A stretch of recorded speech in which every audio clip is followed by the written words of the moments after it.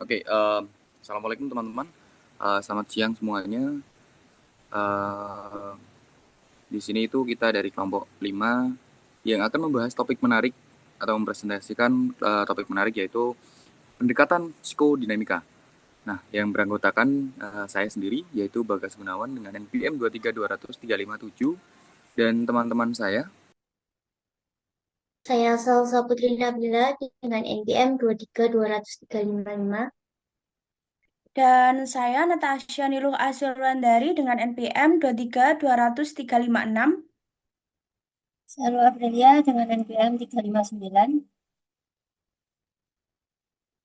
Saya Putri Wijayanti dengan NPM 23200-365. Saya Riris Widyaningrum dengan NPM 375.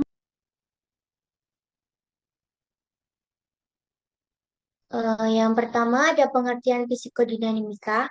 Psikodinamika adalah pendekatan psikologis yang meneliti interaksi kompleks dari pikiran, emosi, dan perilaku manusia dengan menyoroti peran penting dari alam bawah sadar dalam perilaku dan desain kepribadian. Konsep ini pertama kali dikembangkan oleh Sigmund Freud dan menjadi dasar untuk teori psikonalitik. Next.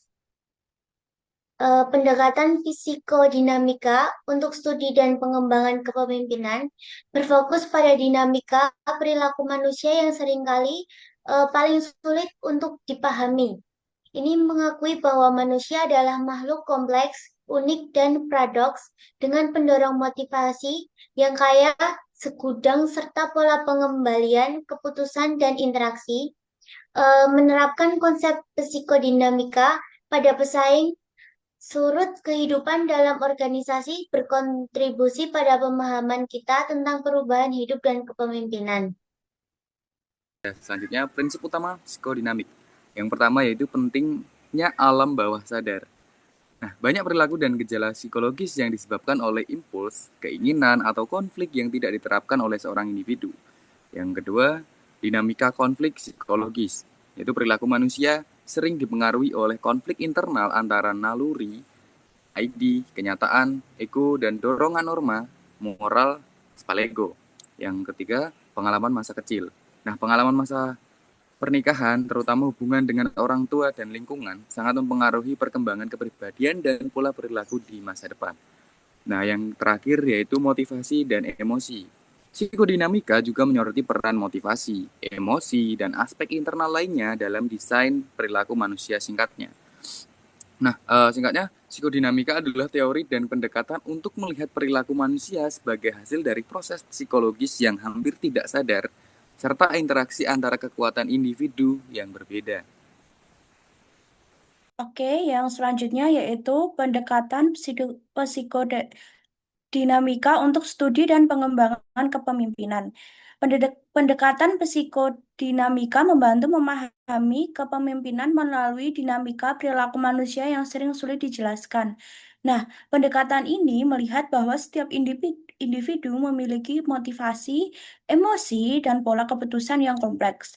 Ketika konsep psikodinamika diterapkan dalam organisasi, pendekatan ini sangat membantu memahami perubahan hubungan kerja dan cara pemimpin berinteraksi dengan para pengikut atau karyawannya. Lalu ada keuntungan pendekatan psikodinamika. Oke, yang pertama yaitu menjadikan hubungan pemimpin dan pengikut sebagai pusat analisis perilaku kepemimpinan. Yang kedua, bersifat universal dan bisa diterapkan di berbagai jenis organisasi. Yang ketiga yaitu memberi landasan psikologis untuk memahami pembentukan dan pengembangan pemimpin. Oke, yang keempat, mengakui kompleksitas relasi dan dinamika kekuasaan dalam kepemimpinan. Yang kelima, memperhitungkan emosi sadar maupun tidak sadar sebagai faktor penting. Yang keenam, mengungkapkan pola interaksi tersembunyi dan mempengaruhi perilaku pemimpin dan pengikut.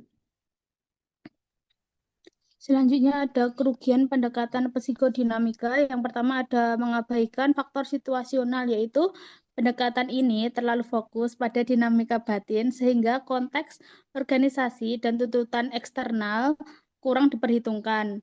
Terus yang kedua ada terlalu menekankan pengalaman masa kecil, yaitu model ini menganggap kepemimpinan terutama terbentuk dari pengalaman awal, sehingga perubahan dan pembelajaran di masa dewasa kurang dihargai. Terus yang ketiga ada pola perilaku dianggap sudah mengakar, yaitu perilaku pemimpin dan pengikut dipandang berasal dari pola yang terbentuk sejak kecil, sehingga analisis sering menganggap perilaku sulit berubah. Terus yang keempat ada mendekati teori sifat, yaitu karena fokus pada struktur kepribadian. Pendekatan ini mirip dengan teori sifat yang juga mengabaikan variabel kontekstual. Beresiko mengabaikan konteks organisasi ketergantungan pada analisis kepribadian, membuat pemahaman kepemimpinan menjadi sempit dan kurang menangkap kompleksitas lingkungan kerja. Terus selanjutnya ada tujuan pendekatan psikodinamika. Yang pertama ada mengungkap konflik bawah sadar yang mempengaruhi gangguan mental. Terus yang kedua ada memahami pengaruh pengalaman masa kecil terhadap kondisi psikologis saat ini. Yang ketiga ada membantu penyembuhan melalui peningkatan kesadaran diri dan regulasi emosi. Yang keempat ada meningkatkan kemampuan individu dalam beradaptasi dan menghadapi stres. Terus yang terakhir ada menjadi dasar intervensi terapi modern yang lebih komprehensif. Selanjutnya yaitu tujuan pendekatan psikodinamika multikultural, yaitu satu, menjelaskan dinamika psikologis individu dengan mempertimbangkan latar budaya. Dua, mengintegrasikan nilai dan norma budaya dalam proses konseling psikodinamik. Tiga, membantu konselor merespon klien secara sensitif terhadap keberagaman budaya. Keempat, meningkatkan efektivitas konseling lintas budaya melalui pemahaman intensitas dan pengalaman klien. Kelima, memberikan intervensi yang lebih holistik dan adil bagi individu dari berbagai latar belakang. Selanjutnya, pendekatan psikodinamik dalam kepemimpinan yang dibangun atas dasar dua asumsi, yaitu satu, karakteristik personal individu yang sesungguhnya telah tertanam jauh dalam kepribadiannya sehingga sulit untuk berubah walaupun dengan aneka cara.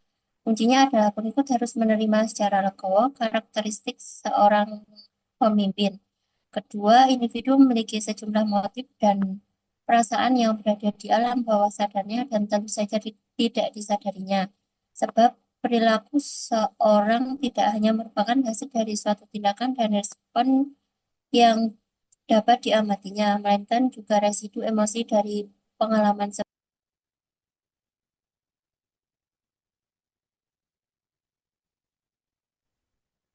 Selanjutnya ada pengembangan alat ukur kepemimpinan psikodinamika oleh Carl Gustav Jung. Yang pertama ada ekstraversi versus introversi, meliputi kemana individu cenderung mencurahkan energinya kepada aspek internal ataukah eksternal. Terus yang kedua ada sensasi versus intuiting, meliputi apakah individu cenderung mengumpulkan informasi secara empirik ataukah intuitif. Yang ketiga, thinking versus feeling, yang meliputi kecenderungan individu untuk membuat keputusan secara rasional atau subjektif. Yang keempat, judging versus perceiving, meliputi kecenderungan individu untuk hidup secara tertata atau terencana atau kan spontan. Berdasarkan keempat modelnya ini, Jung mampu membuat 16 kombinasi. Lanjut. Selanjutnya ada studi kasus. Di sini ada studi kasus dari kasus di Pertamina yang relevan dengan topik psikodinamika. Kepemimpinan terjadi saat perusahaan ini menghadapi masa turbulensi di awal tahun 2020-an akibat fluktuasi harga minyak dunia dan tekanan untuk melakukan reformasi internal besar-besaran. Pergantian kepemimpinan membawa tantangan psikologis yang cukup besar, di mana pemimpin baru harus menghadapi resistensi dari staf dan manajemen lama yang merasa cemas dan tidak percaya dengan arah perubahan yang dibawa. Konflik bawah sadar seperti ketakutan kehilangan posisi kecemasan terhadap ketidakpastian karir, dan pengalaman masa lalu yang buruk memicu ketegangan interpersonal yang menghambat kolaborasi dan kinerja tim. Lanjut. Lalu keterkaitan studi kasus dengan materi, yaitu studi kasus Pertamina menunjukkan bahwa masalah utama organisasi bukan hanya teknis, tetapi psikologis. Pergantian direksi, kegesekan antar direktorat, rendahnya keberanian memberi masukan, serta benturan gaya kepemimpinan mencerminkan konflik bawah sadar. Rivalitas ego, ketidakseimbangan ID, ego, superego, dan rendahnya psychological safety. Semua gejala ini selaras dengan teori psikodinamika yang menjelaskan bahwa keputusan dan perilaku organisasi sangat dipengaruhi motif tidak sadar, dinamika emosional pemimpin, dan hubungan kekuasaan dalam struktur kerja. Ya, mungkin sekian dari kelompok kita ya. Kurang lebihnya mohon maaf sebesar-besarnya. Kami izin pamit undur diri. Wassalamualaikum warahmatullahi wabarakatuh.